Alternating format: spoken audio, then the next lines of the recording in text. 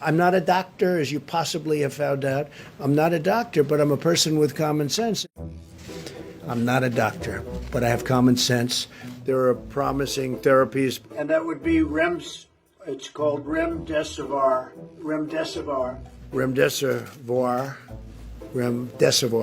Remdesivir. I don't want to get anybody overly excited, but I'm very excited by that. So you have Remdesevoir, and you have chloroquine, and some people would add to it hydroxychloroquine. That's a drug that the president has directed us to take a closer look at. We want to do that in the setting of a clinical trial, a large, pragmatic clinical trial. And I say, try it. Take it. I really think they should take it. In fact, I might do it anyway. I may take it. I've seen things that I sort of like, so what do I know? I'm not a doctor. I'm not acting as a doctor. I'm saying, do what you want. Hydroxychloroquine and the Z-Pak, I think, is a combination, probably is looking very, very good. I'm not totally sure what the president was referring to. If you really want to definitively know if something works, that you've got to do the kind of trial that you get the good information. Why should we be testing it in a test tube for a year and a half when we have thousands of people that are very sick?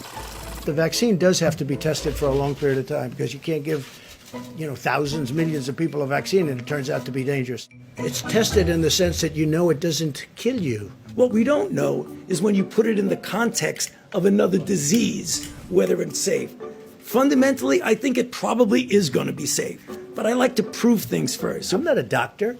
I'm just saying we hear great results. I really think it's a great thing to try, just based on what I know. Again, I'm not a doctor. And zinc, they say zinc.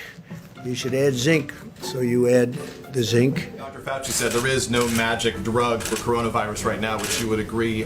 I disagree. Maybe and maybe not. Maybe there is, maybe there isn't. I feel good about it. That's all it is, just a feeling. I'm a smart guy. I feel good about it. I like this stuff. I really get it. People are surprised that I understand it. When somebody is very sick, they go to a doctor, go to a hospital, they record it, they're very sick, and then they live or they don't live. The people that are sick are going to a doctor or they're going someplace and they're going to say, make me better.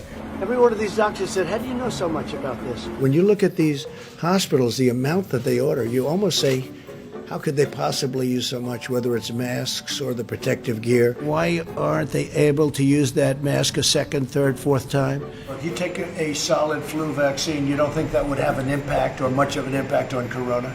No. Probably not.